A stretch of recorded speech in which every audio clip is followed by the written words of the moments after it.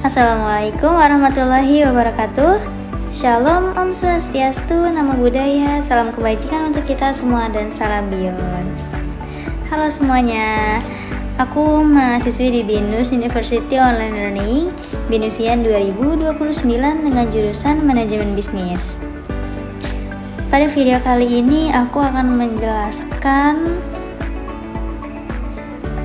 dalam tugas Lab Project Business Ethics and Sustainability tentang strategi Bakmi GM dalam menghadapi rumor negatif.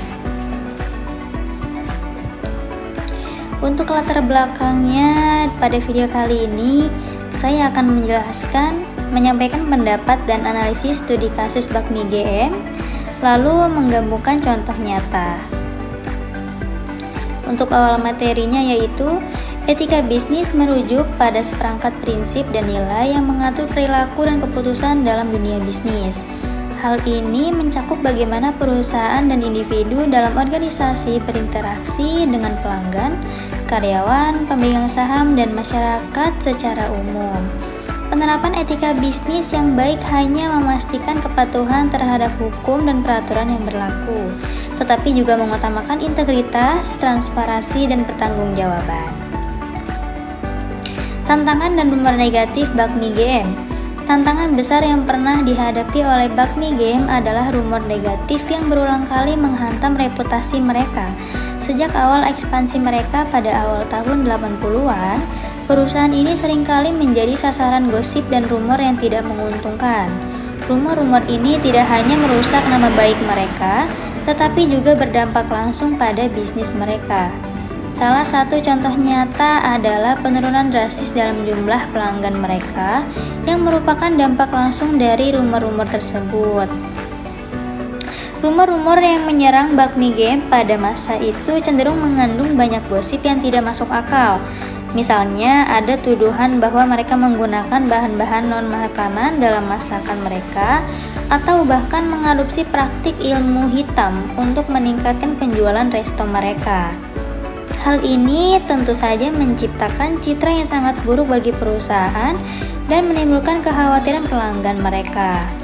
Dampaknya dari rumor-rumor tersebut tidak hanya berhenti pada kerugian finansial yang signifikan akibat penurunan pelanggan. Lebih dari itu, Bakmi GM juga harus berjuang keras untuk memulihkan kepercayaan masyarakat terhadap kualitas dan keamanan produk mereka. Proses pemulihan ini memakan waktu dan sumber daya yang signifikan, karena membangun kembali reputasi yang rusak tidak pernah mudah. Namun demikian, Bakmi GM berhasil mengatasi tantangan ini dengan strategi komunikasi dan manajemen reputasi yang kuat. Mereka tidak hanya fokus pada perbaikan produk dan layanan mereka, tetapi juga aktif dalam menjelaskan kebenaran di balik rumor-rumor yang beredar. Melalui pendekatan ini, mereka berhasil menetapkan kembali kepercayaan pelanggan dan memulihkan citra merek yang dipercaya dan berkualitas. Kesimpulannya, secara keseluruhan, pengalaman Bakmi GM dengan rumor negatif menunjukkan betapa pentingnya manajemen reputasi yang efektif dalam menjaga keberlanjutan dan kesuksesan bisnis. Mereka menghadapi tantangan yang serius dan berhasil keluar dari masa-masa sulit tersebut dengan menjaga integritas dan fokus pada kualitas produk serta hubungan baik dengan pelanggan. Lalu ada pertanyaan, jika Anda adalah bagian dari tim manajemen Bakmi GM, strategi atau tindakan komunikasi apa yang akan diambil untuk menghadapi rumor negatif di kemudian hari? Jika saya menjadi bagian dari tim manajemen Bakmi GM, strategi komunikasi utama untuk mengantisipasi rumor negatif di masa yang akan datang mencakup respon yang cepat dan transparan. Penjelasannya dan pertimbangan etis, respon cepat berfungsi untuk membatasi penyebaran rumor yang tidak terkendali serta meminimalkan dampak buruk.